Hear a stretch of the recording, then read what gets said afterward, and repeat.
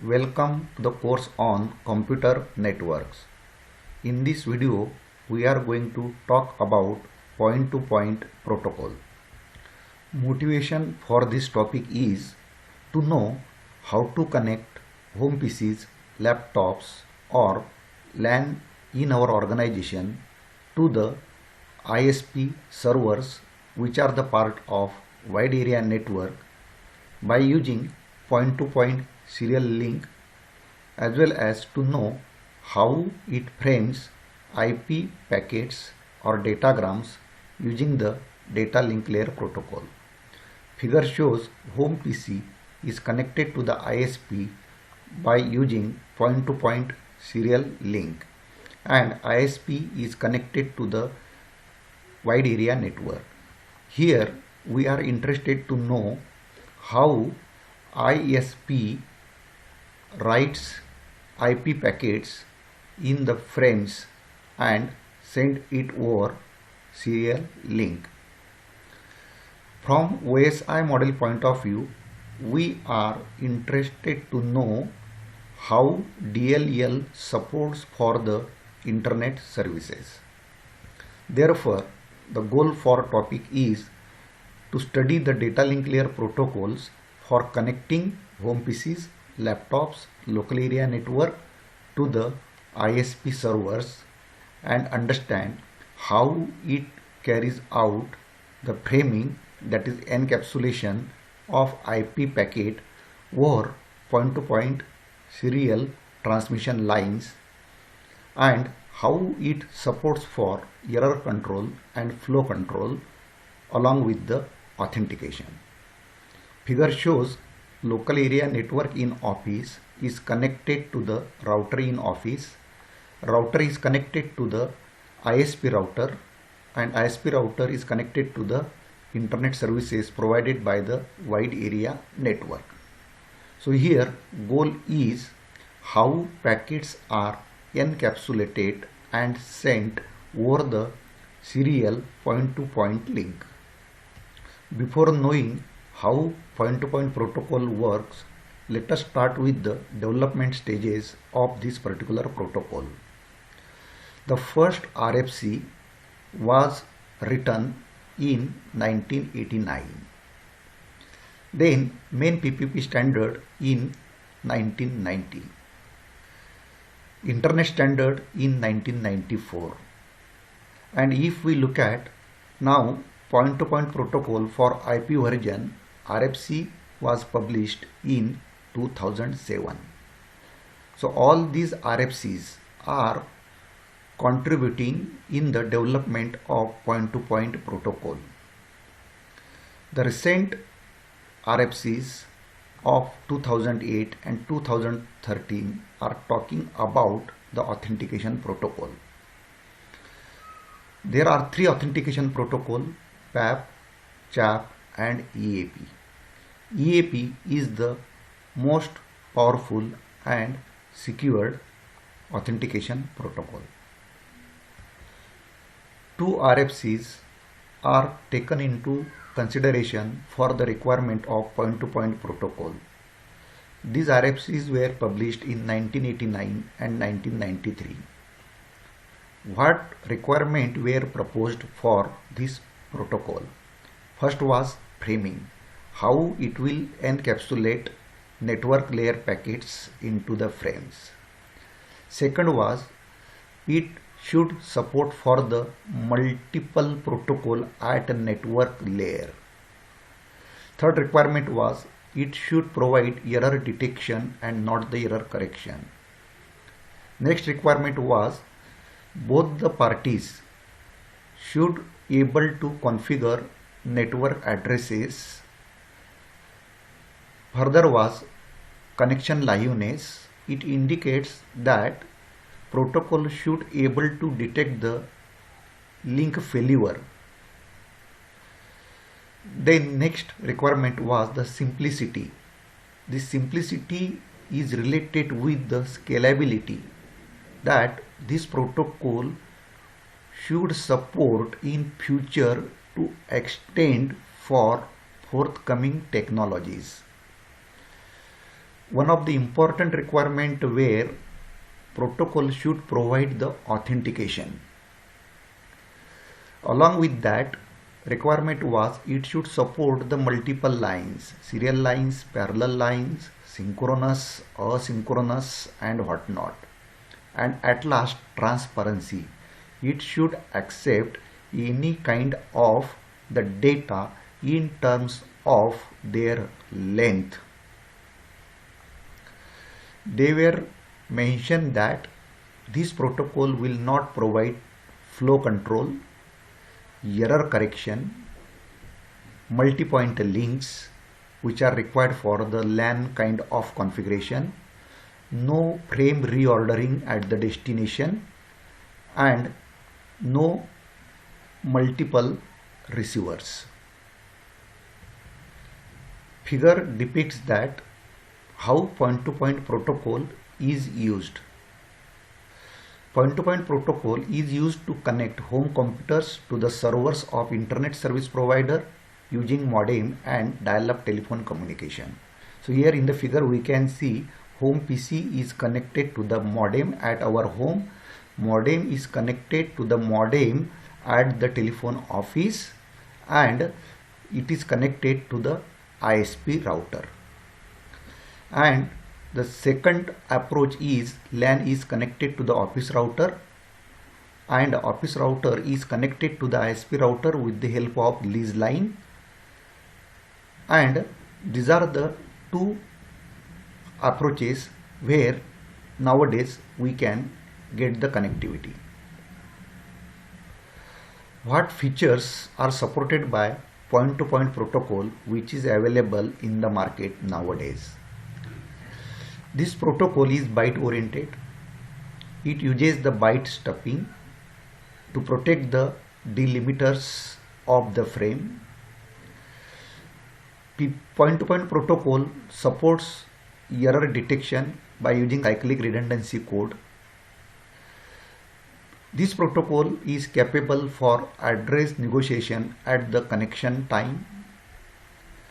It supports for the framing, and this framing is used to encapsulate IP in PPP frame. It supports authentication. Three protocols are there for the authentication: PAP, CHAP and EAP. PPP supports for the multiple links: serial, parallel, synchronous, asynchronous, low speed, high speed and whatnot. And PPP also supports for multiple network layer protocol like IP, IPX, AppleTalk, NetBIOS. What is the beauty of point-to-point protocol? It is a generic protocol nowadays, but the major functionality is to move the traffic between router to router and to connect home users to the ISP. We can connect our office LAN to the ISP by using this protocol, and this protocol is like one sender, one receiver and one link. A major function of protocol is to carry out the framing. We refer it as a encapsulation. Figure shows WAN is there and ISP router is there. At other end, home computer is there. IP packets are available with the network layer, and job of PPP protocol is to frame the IP packet by prefixing header and suffixing trailer and transmit them over the point-to-point line. At the other end, protocol will de-encapsulate these frames and convert it into the packets. This is the frame format for PPP protocol. Delimiters are 8-bit, 0 followed by 6 ones 0. Address field is all ones. Control field is 6 zeros followed by 1 1. Nowadays, these address field and control fields are ignored. They were not being used, and in the RFC it was mentioned that they may be used in future. So till date they are not being used. Now protocol indicates three different kinds of the protocol. Data is variable size, but for the IP default datagram size is 1500 bytes. It supports the error detection with the help of the CRC. Here we can observe that protocol field is the most important. It used to send LCP, NCP and network layer packets and frames. Here it indicates PPP protocol consists of LCP protocol, which is a line control protocol. Second is the NCP protocol, which is a network control protocol.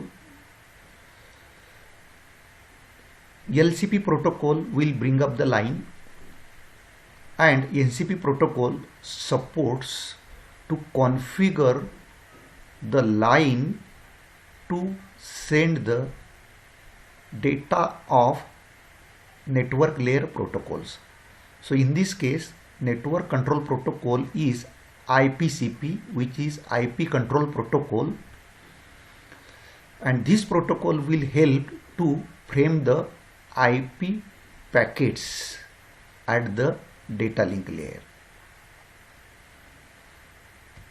Look at the overall operation. PC calls ISP using the dial-up connection via modem. ISP router and modem answers. The next stage is LCP protocol. So PPP protocol sends the LCP packet, which is line control protocol, and the purpose of this LCP frame is to bring up the line. So it tests the line by sending echo request and echo reply. Then it configures the line with the different option, and it uses the three frames: configure acknowledgement, configure NAC and configure reject packet. Now configure acknowledgement tells that all options are accepted by receiver. Configure NAC says that few options are not accepted by the receiver, and reject indicates that no parameters are accepted by the receiver. The major job of this particular protocol is to decide on the frame size for the transmission and authentication protocol to be used. This protocol maintains the session and supports if there are any kinds of the failure during runtime. Finally, it ends the line by using the terminate request and terminate acknowledgement commands.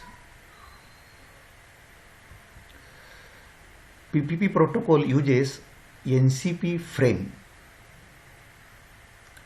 for configuring the data link layer protocol to carry out network layer packets. So it configure, enable and disable network layer protocols. Now after the configuration, it asks for the authentication protocol. Authentication protocol carries out the authentication by using the supported authentication protocol. Nowadays it is a EAP. PPP protocol sends the NCP packet as PPP and network layer protocol. Now in our case it is PPP protocol having IPCP packet. IPCP is a IP control protocol to configure PPP to carry out network layer packets. But before that, IPCP configures the network for IP addresses and negotiates the options for IP packet transfers between the 2 points. So here, to send the IP packets, the NCP protocol is IPCP. To send IPX packets of network layer, control protocol is IPXCP. For AppleTalk, it is ETCP. And for IP version 6, the control protocol is IPv6 control protocol. Here we should note that IPCP establishes network layer connection. PPP then sends the IP datagrams, and at the end IPCP terminates the network layer connection. Table shows the multiple network layer protocol support, and last column shows the values which are used in the protocol code number. Nowadays we use PPP over Ethernet. It is a kind of client server architecture, and it encapsulates PPP frames in the Ethernet frame. Figure shows the protocol stack for PPP over Ethernet.